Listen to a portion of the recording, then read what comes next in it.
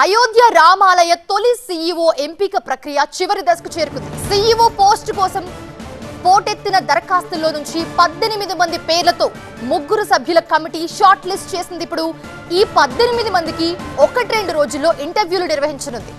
Short list లోకి అభ్యర్థులకు సంబంధించిన డీటెయిల్స్ ను కూడా త్రిసభ్య కమిటీ మరోసారి పూర్తి స్థాయిలో పరిశీలించనుంది.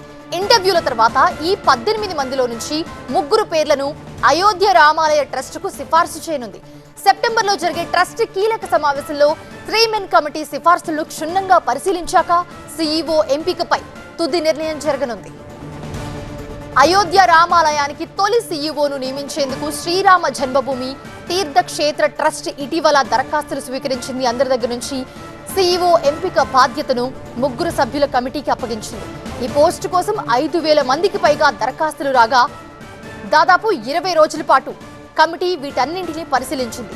18 మంది అభ్యర్థులను షార్ట్ లిస్ట్ చేసింది. వీళ్ల నుంచి మాజీ ఉన్నతాధికారులు, సీనియర్ కార్పొరేట్ ఎగ్జిక్యూటివ్లు, ఆయా రంగాల నిపుణులు కూడా అందరూ దీంట్లో ఉన్నారు. దీంతో అభ్యర్థుల వృత్తిపరమైన అనుభవం, అయోధ్యలో పనిచేసేందుకు వారికి ఉన్న సంసిద్ధత, విధుల పట్ల నిబద్ధత లాంటి అంశాలన్నింటినీ కూడా 3 మెన్ కమిటీ వెరిఫై చేయనుంది.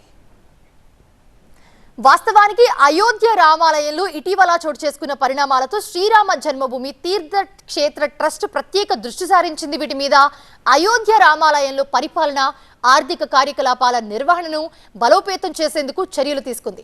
దీనిలో భాగంగానే అయోధ్య రామాలయ తొలి సీఈఓ ఎంపిక ప్రక్రియను వేగవంతం చేస్తోంది. సెప్టెంబర్ లోపు సీఈఓని డిసైడ్ చేయడమే లక్ష్యంగా ముందుకెళ్తోంది. అయితే ఈ 1-2 రోజుల్లో జరిగే ఇంటర్వ్యూలతో ఒక క్లారిటీ రానుంది.